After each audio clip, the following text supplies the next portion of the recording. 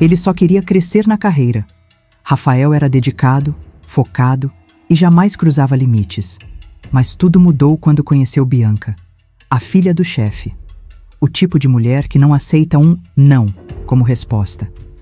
Entre olhares perigosos e encontros proibidos, um desejo incontrolável colocou tudo a perder. O que aconteceu depois vai te surpreender.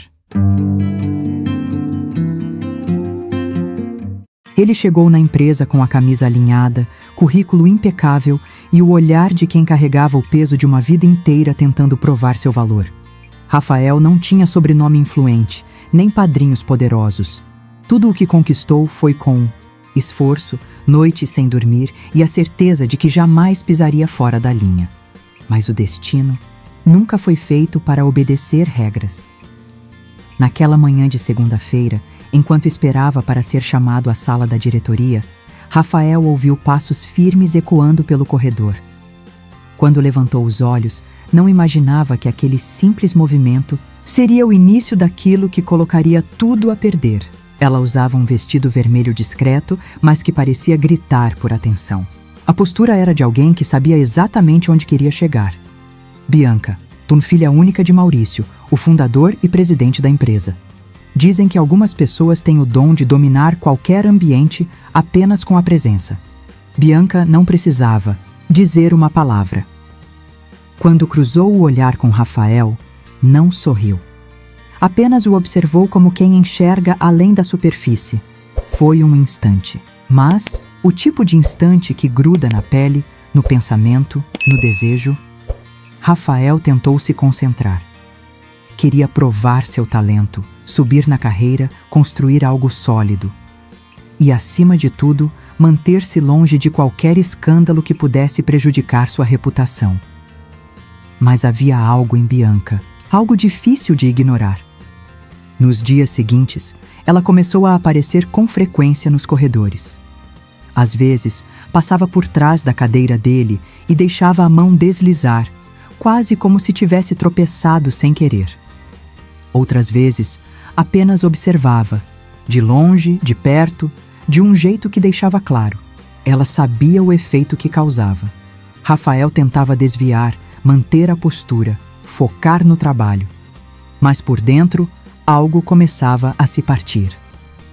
Naquela sexta-feira, ao sair tarde do escritório, encontrou um bilhete preso sob o para-brisa do carro. Nenhuma assinatura, só uma frase escrita à mão, com uma caligrafia elegante, mas firme. Se quiser entender o que está acontecendo entre nós, vá até o terraço agora. Ele podia simplesmente ir embora, fingir que não viu, ignorar o impulso que crescia como fogo sob a pele. Mas a verdade, algumas tentações não surgem para serem resistidas, e quando Rafael abriu a porta que dava acesso ao terraço, já sabia que, a partir dali, não haveria mais volta. O vento no terraço era frio, cortante, mas o que Rafael sentia queimava por dentro. Ela estava ali, de costas para ele, olhando a cidade do alto como se tudo pertencesse a ela. Quando se virou, não havia dúvidas. Aquela não era uma simples provocação. Era uma escolha. Bianca caminhou devagar até ele.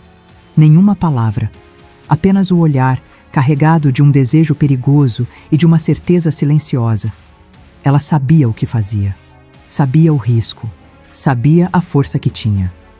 Achei que você não viria, disse com a voz baixa, firme. Rafael tentou manter a razão. Lembrou de tudo que estava em jogo.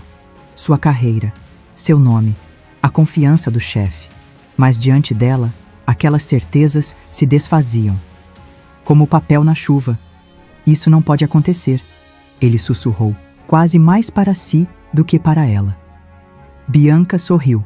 Não foi um sorriso doce.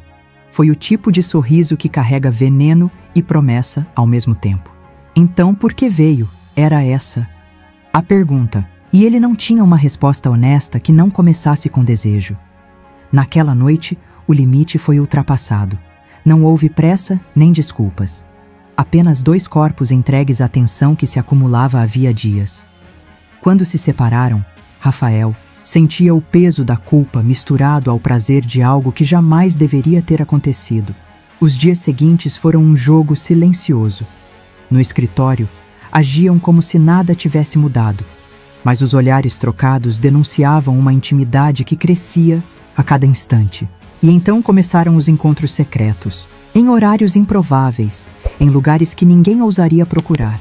Bianca era ousada, imprevisível, mandava mensagens em horários inoportunos, aparecia de surpresa, provocava Rafael mesmo quando ele pedia distância. "Você tem medo do meu pai ou de si mesmo?" Ela perguntou certa noite, enquanto esperavam o elevador no subsolo do prédio. Ele não respondeu.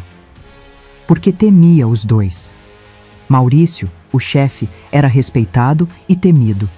Homem de princípios duros, que não tolerava traições, nem no campo profissional, nem no pessoal. Rafael sabia que, se fosse descoberto, não haveria espaço para justificativas. Mas o que mais o assustava era perceber que, por mais que tentasse, não conseguia parar. Bianca não era apenas uma atração. Ela era a quebra de tudo que ele achava controlar. Em certo momento, Rafael tentou se afastar. Ignorou mensagens, evitou lugares em que poderiam se cruzar. Passou uma semana inteira fingindo que nada havia acontecido. Mas ela foi até sua casa. À noite, sem aviso. "Acha mesmo que pode fugir de mim?" Ela perguntou com o mesmo tom de provocação e desafio. Ele tentou resistir. Mas quando ela o tocou, toda a razão desabou mais uma vez. E foi ali, entre beijos urgentes e verdades negadas, que Rafael começou a perceber: esse desejo não iria acabar, ia crescer, e cedo ou tarde alguém iria descobrir. Foi numa manhã comum, daquelas que fingem ser inofensivas, que o chão começou a ceder sob os pés de Rafael. Ele entrou na sala de reuniões e, pela primeira vez, Maurício o olhou com frieza. Não havia acusação direta, apenas um silêncio, pesado, cheio de algo não dito, mas profundamente sentido. "Confiança, Rafael", disse o chefe sem erguer a voz. "É algo que se perde apenas uma vez." A frase ficou ecoando na mente dele pelo resto do dia. Nenhuma explicação, nenhuma evidência clara, mas o tom, o olhar, a pausa carregada, tudo dizia que algo havia mudado. No fim da tarde, Bianca apareceu na sala dele. Olhos agitados, expressão inquieta. "Meu pai sabe", disse sem rodeios. Frase que ele mais temia ouvir. O castelo de vidro começava a rachar. "Como?" Rafael perguntou, sentindo o corpo gelar. Ela não sabia, ou fingia não saber. Talvez alguém tivesse visto.